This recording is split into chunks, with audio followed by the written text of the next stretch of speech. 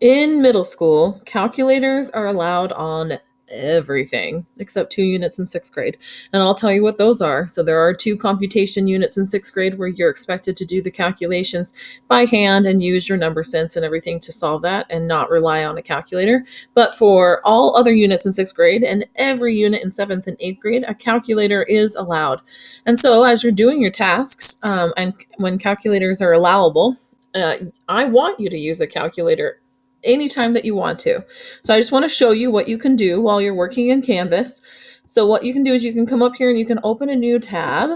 And I'm just going to use the Google calculator. So I'm just going to Google the word calculator, and I will get the Google calculator that'll pop up. Well, obviously it's going to be annoying to go back and forth from one task to another. So one thing that you can do is you can click on the tab that has your calculator. By the way, there's other really great calculators like the Desmos calculator that you'll use more frequently in eighth grade.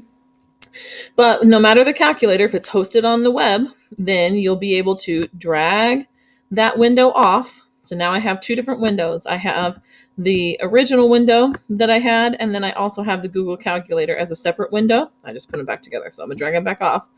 So then I'm gonna press Alt on my keyboard. So Alt is right below the letter Z, A-L-T.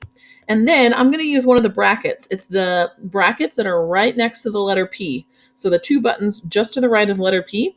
If I click the bracket on the left, it's going to push that tab to the left-hand side. If I click that bracket on the right, it's going to, while holding down on Alt, so Alt and then bracket, it's going to push it to the right. So then what I can do is I can set up my two screens so that they are side by side, and that didn't work how I wanted to, so I'll do it again. So again, clicking on the tab, the name of the tab, and then clicking Alt and then the bracket on the left or the bracket on the right.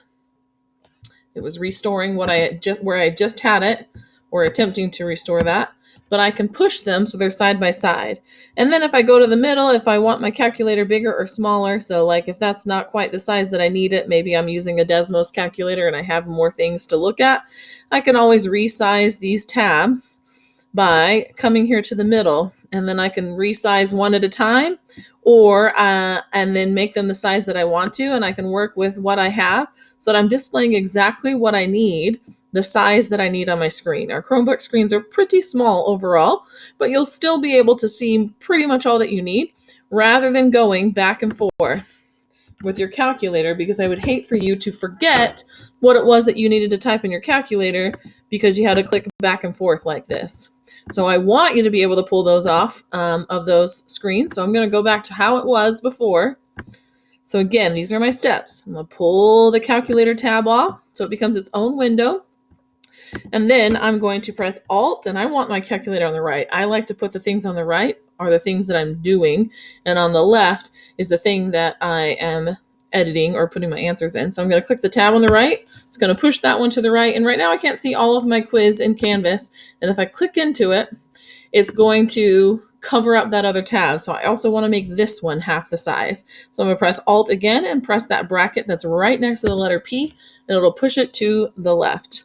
You can do the same thing if you're taking a Canvas quiz. It's like an assignment that you're redoing, or quiz even that you're redoing, and you already know the answer to some because you got it right the first time. You can do the same thing where you can put side by side your two Canvas quizzes, and I'll show you that in a separate video of how you can do that. This is absolutely just working smarter. It's not cheating. This is exactly what I want you to do. I want you to use the tools that you need to use that are going to help you engage in the learning and brain growth that's going to be helpful. Obviously, if you're just searching the answers to the question without thinking about what I'm supposed to do or understanding what I'm supposed to type into my calculator, then you're not going to have that brain growth that we want.